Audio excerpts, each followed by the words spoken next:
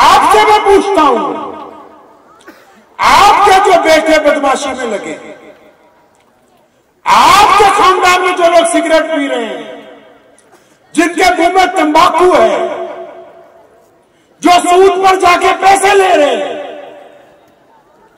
जो अपनी बीवियों के चेहरे पे थप्पड़ मार रहे हैं,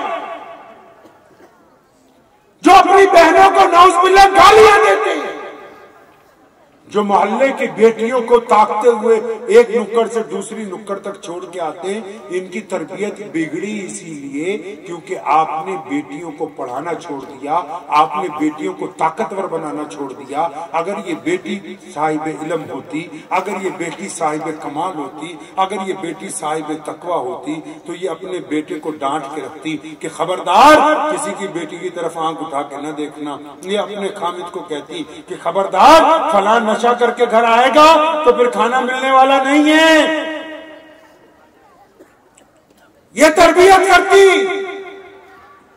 अपने नौनिहालों की,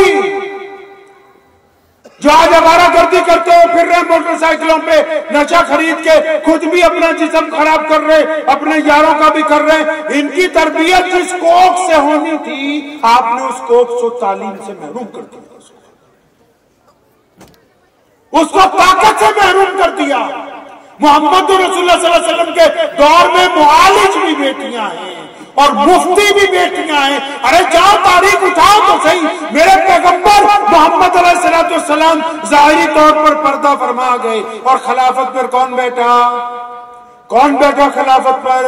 अमीरुल मोमिनीन सैयदना अबू बकर सिद्दीक रज़ी अल्लाह ताला अन्हु खिलाफत पर बैठ गए हैं। जरा उठाओ तारीखदानों को और तारीखों को पूछो, मेरे नबी अलैहिस्सलाम जब नहीं थे, अबू बकर जब किसी मसले में अड़ गए, अबू बकर जब कभी परेशान हुए, अबू बकर की कैबिनेट के लोग जब कभी परेशान हुए, मुसलमानों के किसी लश्कर को जब कभी मुश्किल का सामना करना पड़ा, मुसलमानों के सामने कभी कोई बहुत बड़ा परेशानी आ गई, तो किस दरवाजे पर गए हैं? दरवाजा वही था जहां मोहम्मद रसूलुल्लाह रहते थे। फर्क यह था कि आका आराम फरमा हो गए, पर्दा कर चुके, लेकिन आका की बीवी, हम सब की माँ अम्मी आयशा रज़ियल्लाहु ताला अन्हा मौजूद हैं। खलीफा फिर भी जाते हैं तो दरे रसूल पर जाते हैं और वहां से मुसलमानों की माँ बताती कि इस मसले से निकलना कैसे है। और बताऊं, इनसे भी बड़ा ताकतवर खलीफा जिसके बारे में अंग्रेजों ने लिखा है कि 10 साल और जिंदा रहता तो पूरी कायनात में इस्लाम का डंका बजा देता, 22 लाख मुरब्बा मील का हुक्मरान, जिसको देख के कैसर और किसरा थर्रा जाते हैं। जब कभी कोई मसला पहुंच जाता है, जब कोई परेशानी आ जाती है, जब कोई दुख आता है, कहां जाते हैं? अमीरुल मोमिनीन उमर बिन खत्ताब। वो भी फिर अपनी आयशा रज़ियल्लाहु ताला अन्हा के हुजरे पे, दरे रसूल की चौखट पे कि अम्मा जी फला मसला फंस गया, आप बताइए कि मोहम्मद रसूलुल्लाह सल्लल्लाहु अलैहि वसल्लम के मुताबिक इसकी रहनुमाई क्या होगी।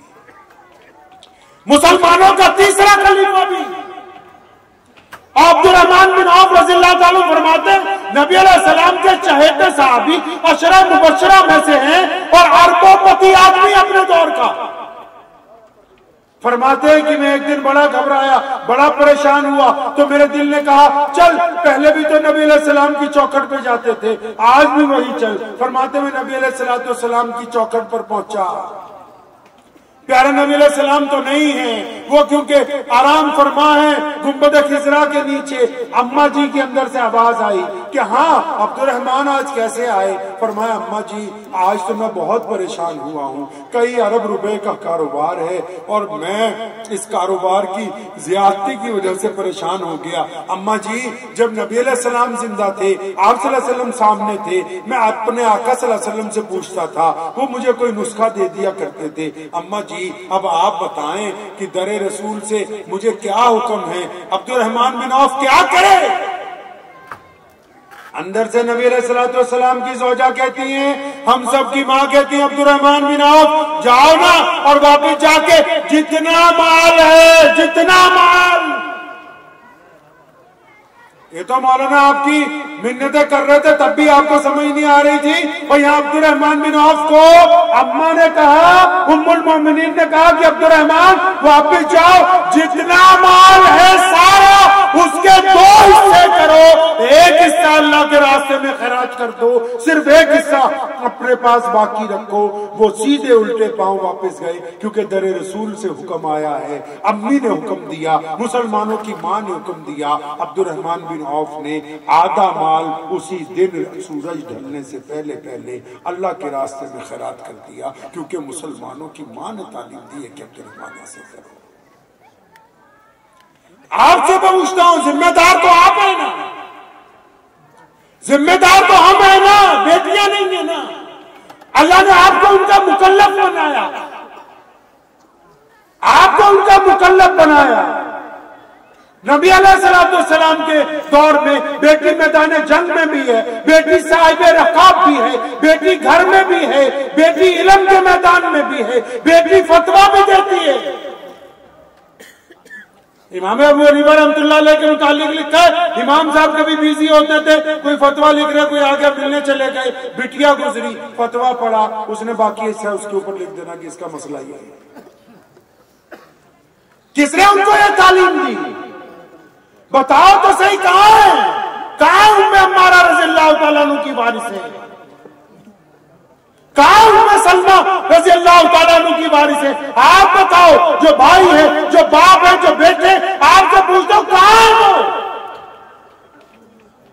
وہ عورتیں کہاں ہیں جنہوں نے نبی علیہ السلام کو میدان جنگ پہ جا کے کہا کہ یا رسول اللہ یہ دودھ پیتا بچہ لے جائیے؟ پیارے پیغمبر نے حیرانی سے کہا تھا صلی اللہ علیہ وسلم کہ یہ دودھ پیتا بچہ کیا کریں گے؟ فرمایا یا رسول اللہ صلی اللہ علیہ وسلم آپ نے کہا کہ مدد کے لیے کچھ نہ کچھ لے کے آؤ، میرے پاس کچھ بھی نہیں ہے، بس یہ ایک بچہ ہے، اور میں جانتی ہوں کہ مسلمانوں کے پاس تلواریں بھی نہیں، ڈھالیں بھی نہیں. نبی علیہ السلام کو اس عورت نے کہا یا رسول اللہ صلی اللہ علیہ وسلم میرے اس بچے کو جنگ کے میدان میں لے جائیے، جب دشمن آپ کی طرف تیر پھینکے گا آپ اس کی ڈھال بنا لیجئے گا، آپ محفوظ ہو جائیں گے، مجھے میرا مسئلہ آ جائے گا. اس کو اس کا بچہ لوٹایا گیا، لیکن وہ جذبہ کہاں ہے؟